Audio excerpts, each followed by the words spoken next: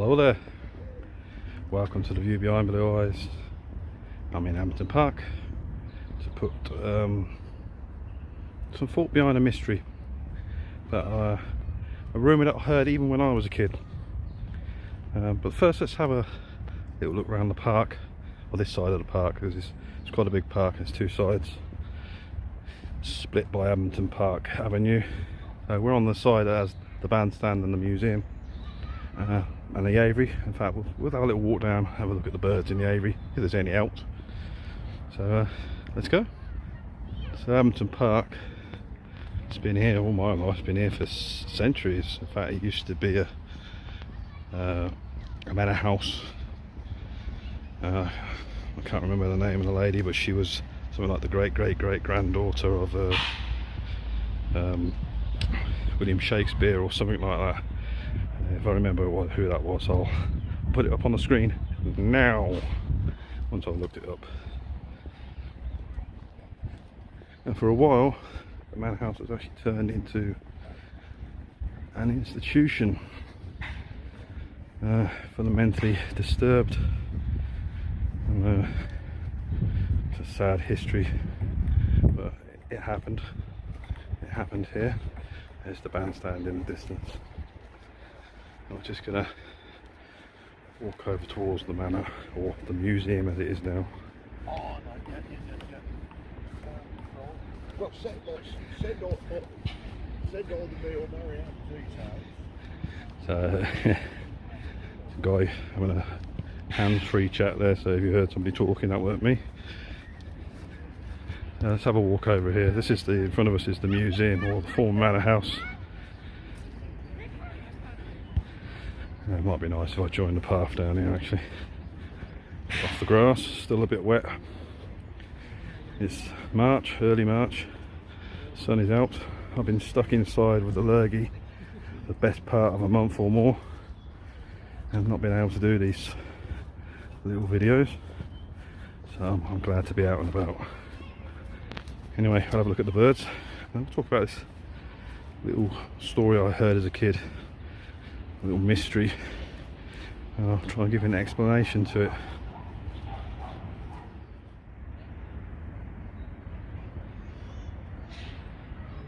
There's the park cafe over there if you want to get a beverage or a little tasty treat to keep you going. I'm not going to go in the museum today. I'm going to leave that for another vlog. I'll talk a bit more about that. Abington Park, beautiful grounds.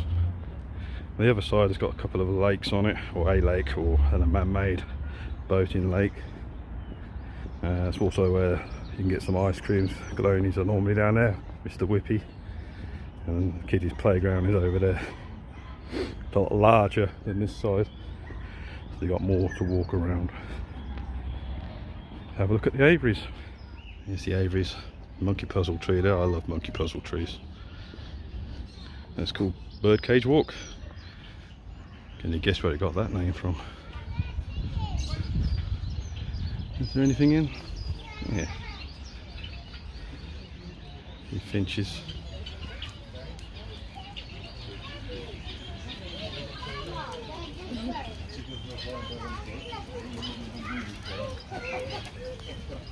Some chickens.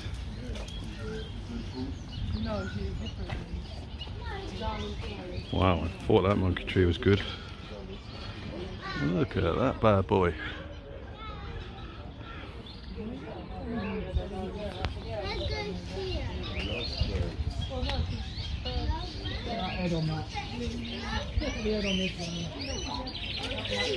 Canaries and phantoms,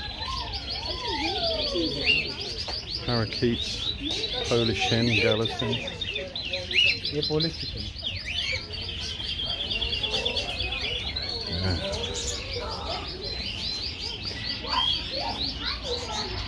The peacocks. How many they've got nowadays? Don't know. There's a white one there.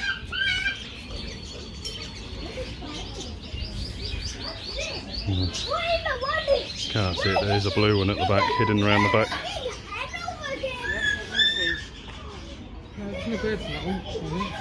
Trying to get some peace.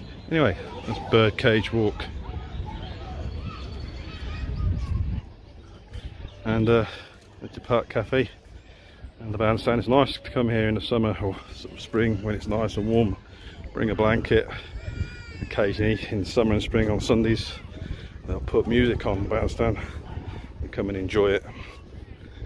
So the mystery. Well, the mystery's over here, or part of the story. So big two trees have been taken down here. The mystery is over here. Actually quite close to this new tree that's got the wire around it and the tree behind it. So you can see there's a child going up that hill. I used to play on that hill when I was a kid, and that hill is affectionately known as Tankt Hill. And the reason it's affectionately known as Tankt Hill is because as kids we were told a story. Now, always embellish on a good story, that's what they say, isn't it? But we were told that there was a World War I tank buried under that hill. Yeah, sometimes truths get exaggerated. There's not a World War tank buried under that hill in Abington Park. There's not a World War I tank buried in Abington Park. You may hear it, but it'd be buried somewhere else. There's not. However, there is some truth to the story. Just a little bit, apart from the burial bit. So I'll turn you around again. Let's have a look at the hill again. Silver birch planted in 76. So Tankt Hill and the buried tank. So I looked this up because yes, I'd heard the stories, and as a kid I believed it. And actually I played on that hill and we tried to dig into it and see if we could find a tank. Obviously we weren't very good at digging, we didn't get that far down. But there is some truth about being a First World War tank in Abington Park. This area over here is where it's actually located. And when I mean located, so I'm just going to read what I found on the internet. Between 1920 and 1935, Abington Park was the home of a First World War tank. It was gifted to Northampton in 1919 in recognition of the money raised by the town for the war savings campaign. Also situated in the park, around about here where the camera's pointing now, were 2 Boer War field guns and 3 First World War German field guns and ship cannons. These tanks are often sort of given to towns that raised money for the First World War charity trusts, and they were presented. So it's after the First World War, so 1919, after the First World War. Now the tank weighed about 30 tons and was transported to Northampton Castle Station by rail on the 24th of October 1919, and the plan was to drive the tank down from Castle Station, which is a considerable way from here. It's a good 3 mile maybe, so through the town and to here. However, the tank wouldn't start and they couldn't get it to work, and it remained there until April the 16th 2020, when it finally arrived in the park and was parked up in this location here. So it had a brass plaque fixed to it that said it was presented by the National War Savings Committee to the citizens of Northampton in recognition of the readiness in which they loaned money to the country in the financial campaign carried out by the local War Savings Committee during the Great World War, or the Great War of 1914 and 1918. So the tank was parked here on this ground with all those field guns around it. The tank was named Steelback in the honour of the Northampton Regiment. It was situated next to the mound near the bandstand. Here's the bandstand, and I've found an old map that had the location roughly here where I'm standing, roughly. So the mound is often referred to as Tankt Hill, and for that reason, because the tank was here and the kids would play on the tank like a climbing frame. The tank was a Mark 4 male tank. It was most common in First World War, so they had the Mark 4 male tank and the Mark 4 female tank. Sounds a bit sexist, I know, but the difference is that male tank had like the big cannon on the side, and the females only had machine guns. Abington Park had the number 2324 tank. It's one of 100 male tanks Mark 4s built by William Foster and Co. at the Wellington factory in Lincoln. Now, sometime later on in the 1930s, local Quakers opposed the tank and guns being kept in the field, and submitted a petition to the council to have them removed. So this is where the story of the buried tank comes in. Sadly, they didn't bury a tank or the guns in the field.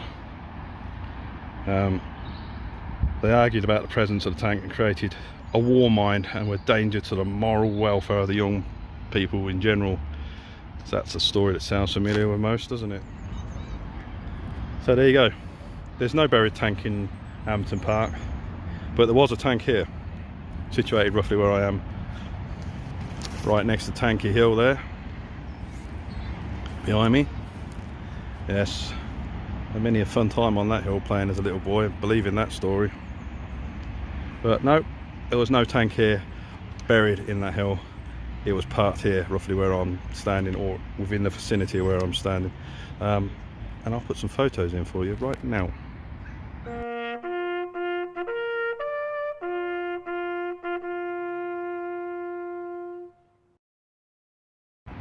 There you go.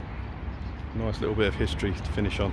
I hope you enjoyed this little vlog. Thank you for watching The View Behind Blue Eyes. Subscribe if you can. I'd really love that. See you in the next one. Thank you. Bye bye. Nice to see all the cherry blossoms coming out now. Spring has sprung.